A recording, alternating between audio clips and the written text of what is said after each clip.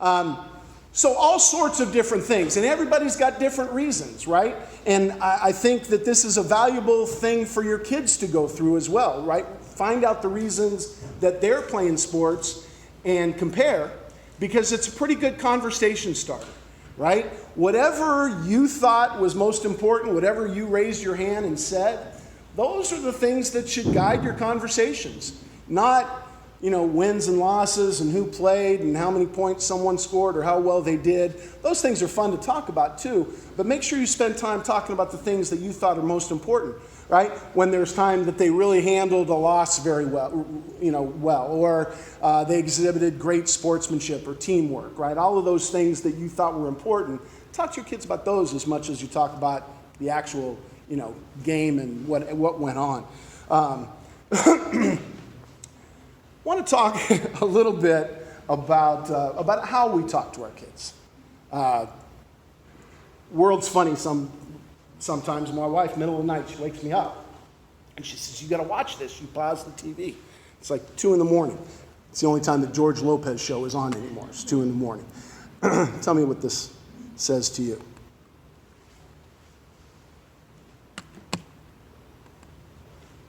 Okay. Lopez. Look alive. Who said that? I did. Come here. We want to talk to you. Man, you guys can talk? Joe, Rod, Steve, Jim. I haven't seen you guys since you signed my ball. Remember that day? Yeah, sure. You were the kid with a pen and the ball. Wish I could high five right now. George, you're going a little nuts over this ball thing. Angie's right, George. You're pushing Max way too hard. It's your own fault. Hey, I get that from my wife, man. I don't need it from my bobbleheads. Okay, even if I did push him too hard, that's what a dad's supposed to do. Otherwise, he'll never be a good player. Weren't you guys pushed? Yeah, but we really love the game. Does Max even like baseball? Sure he does. Well, he likes baking brownies in the shape of baseballs. Hey, that's how I started.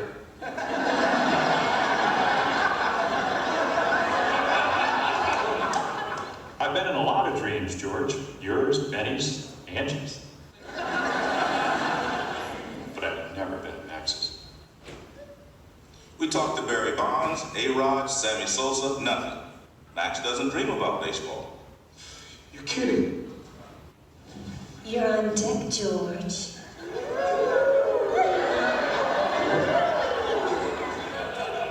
Guys, I think I can handle the dream from here. Get up, George, get up. Get up.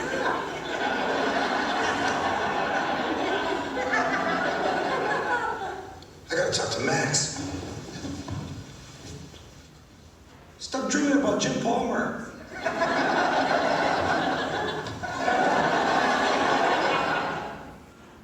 So I think a lot of times we get caught up in what we think we want our kids to do, and we forget to have those conversations where we find out what it is that they want to do and what their dreams are. So find out what their dreams are and have those conversations. Because kids all develop in different ways. They go through different stages. And it's not the same for every kid. Sometimes they bloom later. Research was done by Benjamin Bloom on the development of talent. And everybody starts in that romantic stage, right? Where they get up early and they put their uniform on and they sleep with their equipment the night before and they're really excited to get things going. They really love what's going on. And then what happens is the kids that have a little bit of talent, people get real excited about that and they start to get them extra lessons and they start to push them a little bit more and they start to worry a little bit more about doing it right than having fun. My youngest kid was playing soccer and he came home one day and he said, Justin's not going to be at the game Saturday, so I'm going to have to play goalie. Can we work on some goalie things? Right? He was probably like 6 or 7. So we rolled the ball to him and had him, kick it. And, he threw the ball up in the air and he kicked it and went all crazy. And I went to correct him. No, I want you to drop it on your foot. And all right, and he did it a couple times. And he went back to doing it. And when he threw it up in the air and kicked it, he had this big smile on his face. And I realized he was having fun, and I tried to fix it so that he did it right, and I wasn't really focused on what was most important at that moment, right? The longer that we can keep that fun stage going and kind of slowed the roll down a little bit with the heavy-duty doing it right thing, the better off we are. So when we manage that transition from the romantic stage to the technical stage, hopefully someday they'll get to be a mature athlete, play on their varsity team, maybe get a chance to play in the next level, and that's a fun time for sure. But the bottom line for you as parents, know your child, know what your goals are, but know the program that you're playing in as well and what their goals are as they're going through it. So let's talk about this collaboration between you and the coaches. Going to meet the coaches tonight. I have a talk with the coaches. Let's talk about roles and goals a little bit. To be what I'll call a gold standard coach, coaches have a couple of things in mind. I think their two main goals are to get their kids ready to compete. That's the most obvious one, right? Play a game, play a contest, go out there and try to do your best. Maybe you win, maybe you lose. They're also trying to teach some character lessons along the way. We talked about some of them already. Let's just throw out some things that you think the coach has to do to get his kids ready to compete. What are the most basic ones? Just don't dive too deep and think too hard about it. What's the most basic thing that coach has got to do to get his team ready? Be on time for practice. Build their confidence. We talked about confidence a little bit. Yeah, skills, strategies, right? Run a good practice. Say it again?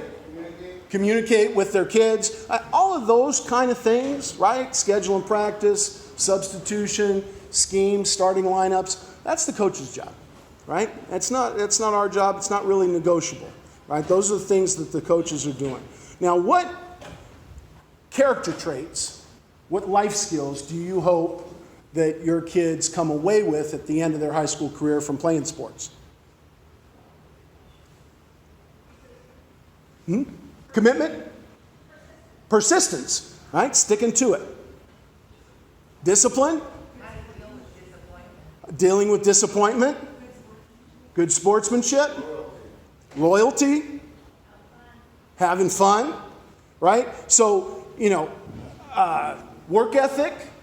Accountability, some of those things we mentioned earlier, right? All those character traits and more are going to be taught through sports, but they only get taught when the conditions are right.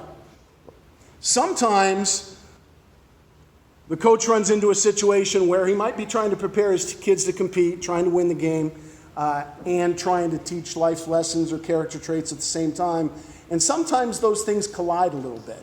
Can anybody give me an example of a time when a coach has got to make a decision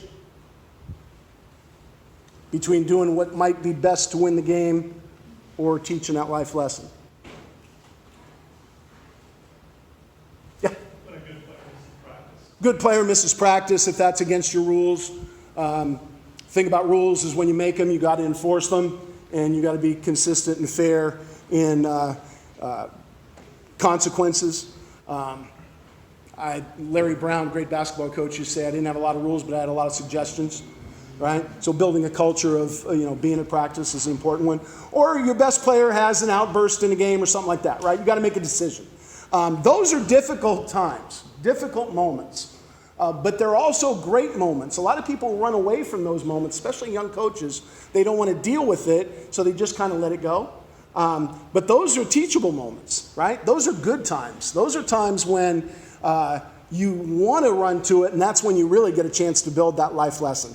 But that life lesson doesn't get taught unless we cooperate as parents, right? It's hard to teach accountability or getting a kid to practice or getting them there on time if the parent isn't cooperating with that or making excuses for why they're missing.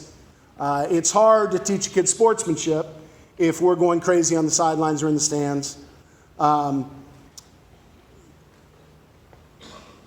It's hard to teach teamwork if we're telling our kid to shoot every time or, look out for themselves. So we've got to cooperate in that as parents, right? So our main goal as parents is to try to foster those things on the character side and let the coach deal with the competition part of it. And here's what happens. If as parents we focus on the life skills and building character, if we had a team full of people that had a great attitude, good work ethic, they were sportsmanlike, they were resilient and persistent and accountable, would that team be pretty good? It would probably be pretty good, right? Regardless of how skilled they were, that work ethic might overcome some of those things, right? And if you said that, if you agreed with that, you'd agree with 94% of the coaches, 83% of the parents, and 78% of the players that say that those skills are more important than schemes and substitutions and strategies and things like that, right? So we've got to focus on those, and we can build that part of the equation in a big way as parents.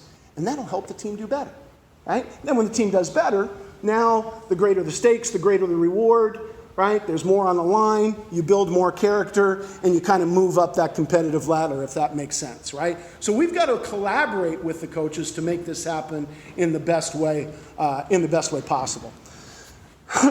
So that we build confident and coachable kids.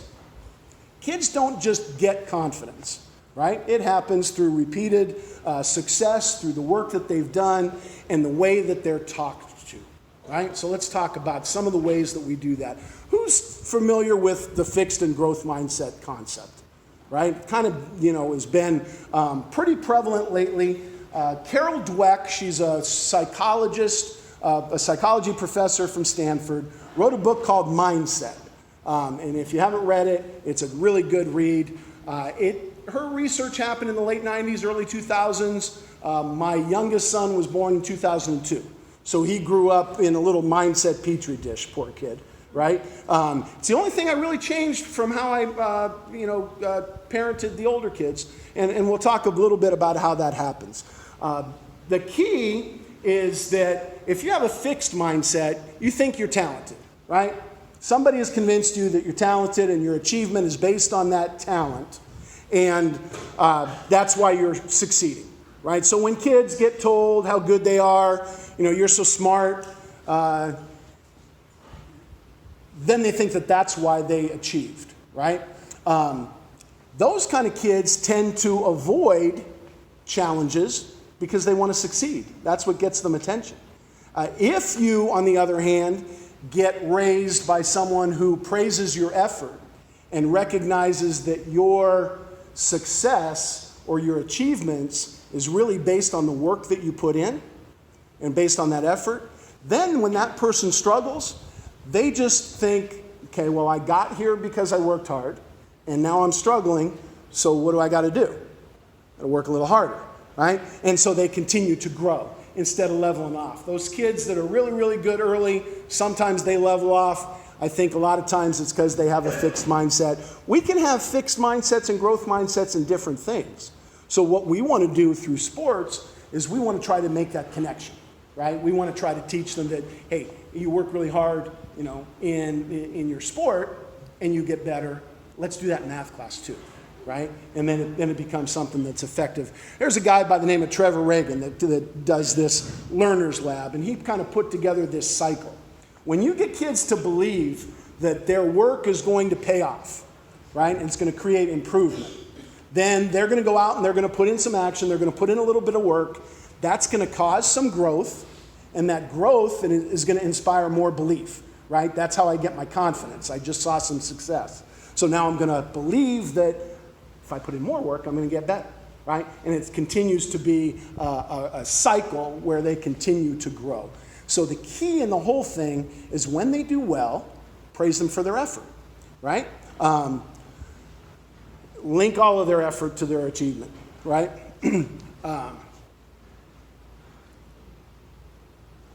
What we want to do is we want to concern ourselves with every kid's emotional bank account.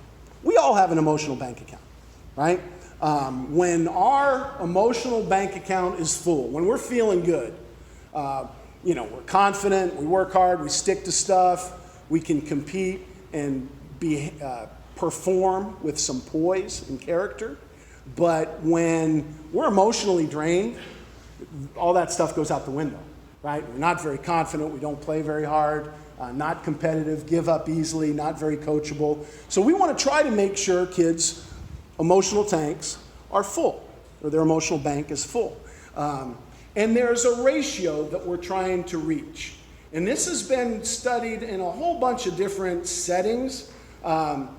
We want to try to get to this gold standard balance of 5 positive memories to every criticism and correction. Who's heard of that before?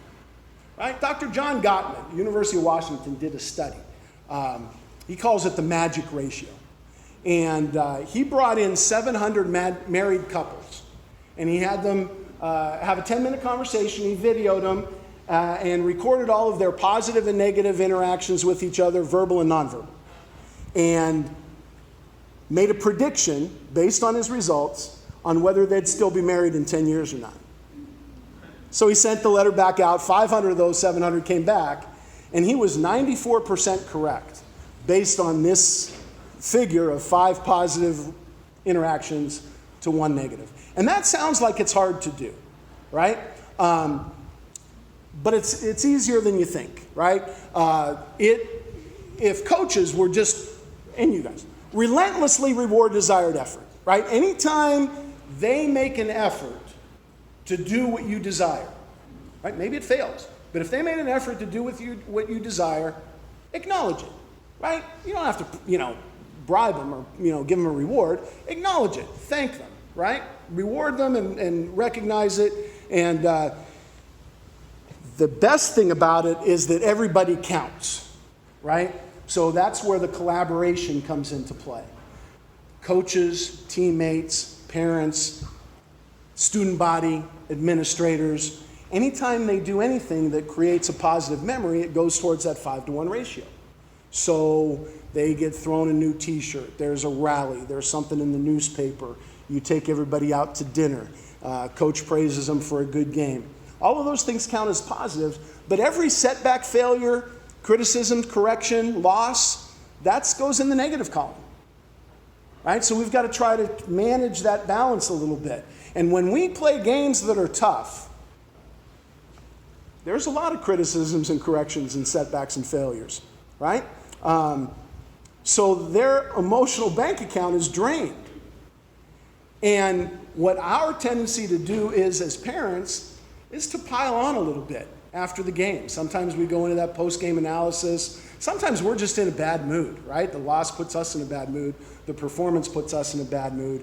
When that's really the time we got to go reverse, right? We can't do anything about what happened in the game. So we need to make up for it and go the other way to try to get that 5-to-1 balance sometime soon. Might not happen that day. Might happen in a week. Might happen at the end of the season, right? But we want those kids to have that 5-to-1 ratio of positive memories to criticisms and corrections. So anything you do that can create a positive memory in a kid, right, go for it. That's going to help. Some ways that you can do that. Anytime you have an opportunity, any kid on the team, acknowledge their good performance, acknowledge their ability, praise their performance, and encourage them after errors, right? Especially your own kid. We used to have something that I called the driveway rule. When we pulled out of the driveway of wherever we practiced or played, whether I was coaching them or whether I was a parent, once we pulled out of the driveway, I wouldn't bring the topic of the game up again. Now, if they did, like a court of law, I could cross-examine, and it was open season. We could have a conversation, right? But if they didn't want to talk about it, we didn't talk about it. And because they felt safe, they talked about it a lot, right? So, try to take that post-game analysis out of your routine a little bit, and wait until they bring it up. I sat in the parking lot a long time after some games before we pulled out of the driveway because I had a little bit more to say. But I stuck to my rule, right? When we pulled out of the driveway, tried not to talk about it as much as we could. And then we want to help them recover, right? We talked about bouncing back from defeat, dealing with setbacks and failures. Some of the ways that we can recover, some of the things that need to happen, I guess. What's the first thing that has to happen to fix a mistake? What's the first thing you have to do? Yeah, you've got to recognize a mistake, right? And a lot of times they already recognize their mistake.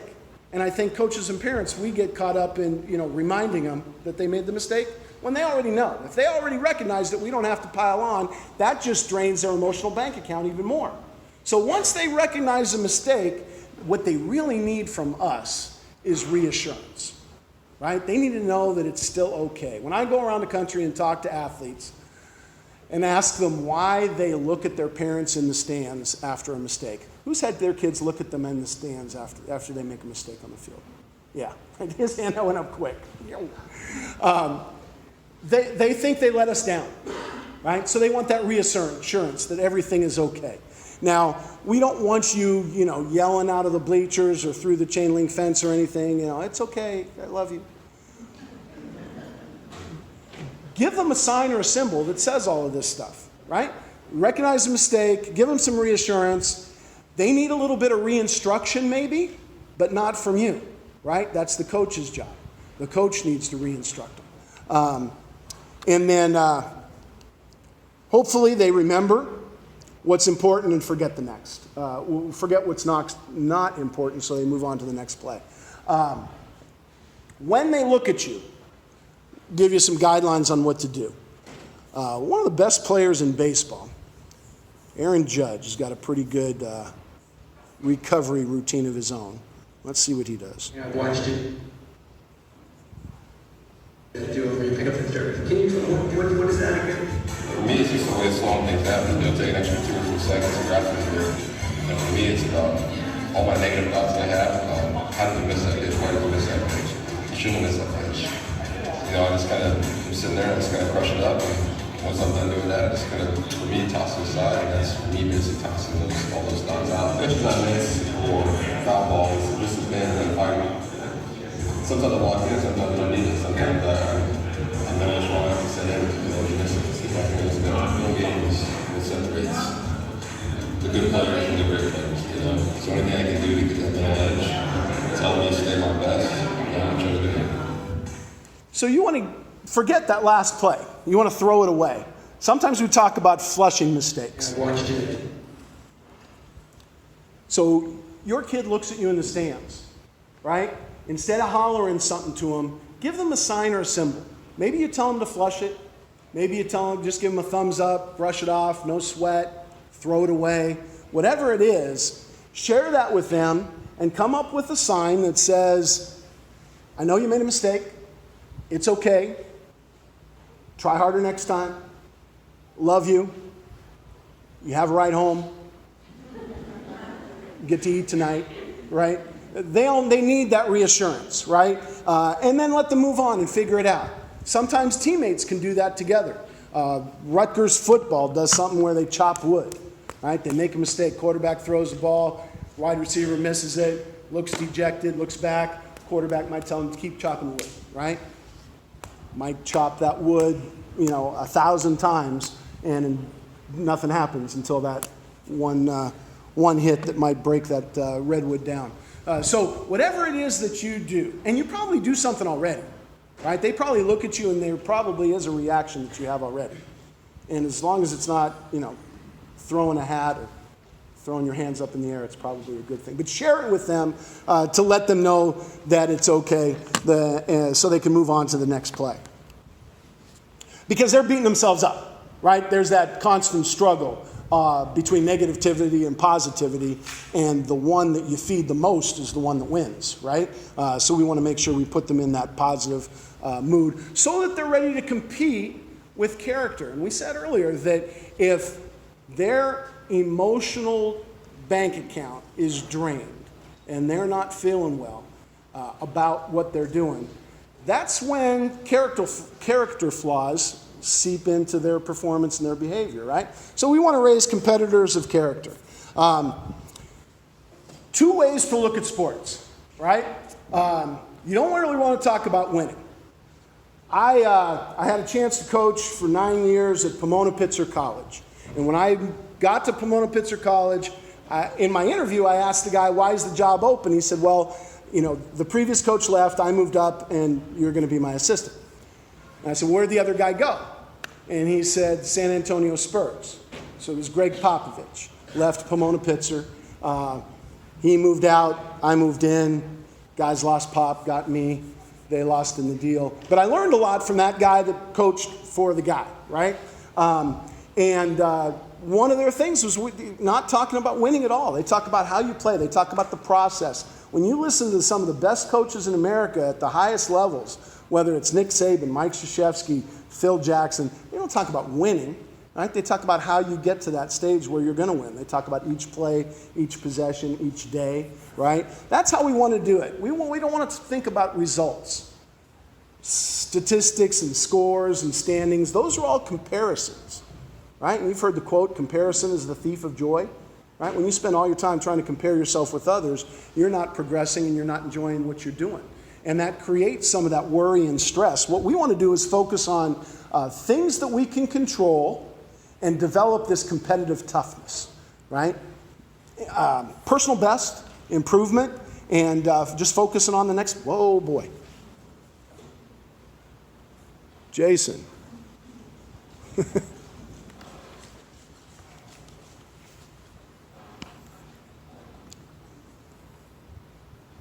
I have to have a conversation with my kids when I get home because some of the things I've said to them in the past haven't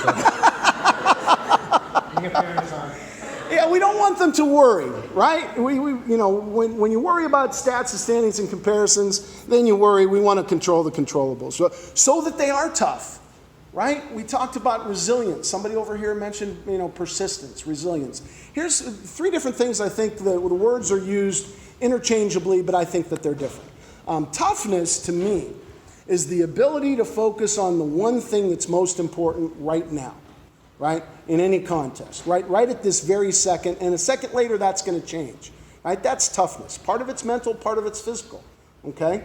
Toughness isn't, looking mean and getting physical, right? Toughness is a whole lot of things. Now, resilience is the ability to bounce back on the next play when that one didn't work out, right?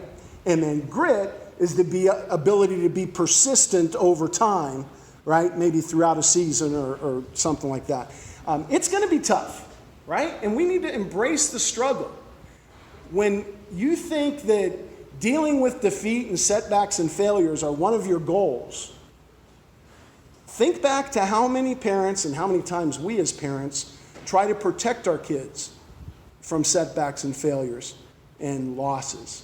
Right? Parents get together to create the best team that they can, making sure that their kids are in situations where they're going to succeed. We want our kids to feel great, but sometimes, the tough things are what really helps in the long run. So embrace that struggle. Some leadership qualities, right? Some character traits. We talked about leadership, optimism, knowledge, attitude, and we mentioned respect, right? Those are some things that I try to stress. I've got that sign by my door.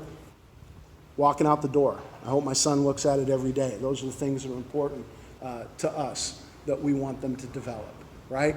All of those things can be developed through sports so that they get that self-confidence. They develop that work ethic through accountability, the toughness. Fortune magazine did a study of Fortune 500 executives.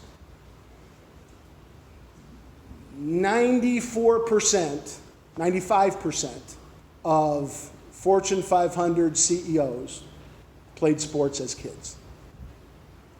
90% of women CEOs, and women CEOs in Fortune 500, unfortunately, are only about 6%.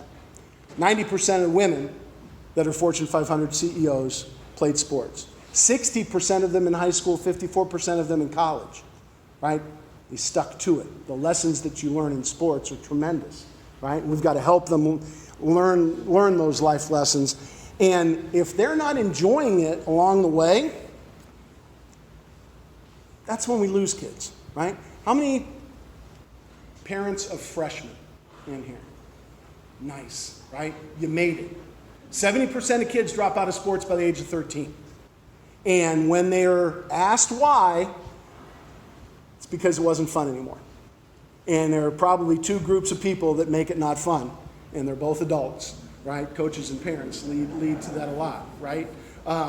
So, some things that I think are really, really important that kind of sums up everything. I told you I started coaching when I was 18, took a coaching theory class in college at Cal Poly Pomona, and I wrote a paper, and the conclusion was something, if you as a coach prove that you care about your players, are knowledgeable, and work as hard as you expect them to, then they will try to be a good teammate, listen and try to understand and hustle. Like that was my conclusion when I was 18, 19 or something.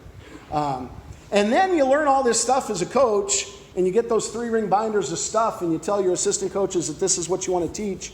And I was having a tough practice in the middle of a championship year, so that was a good year. Won a CIF title, but tough practice, and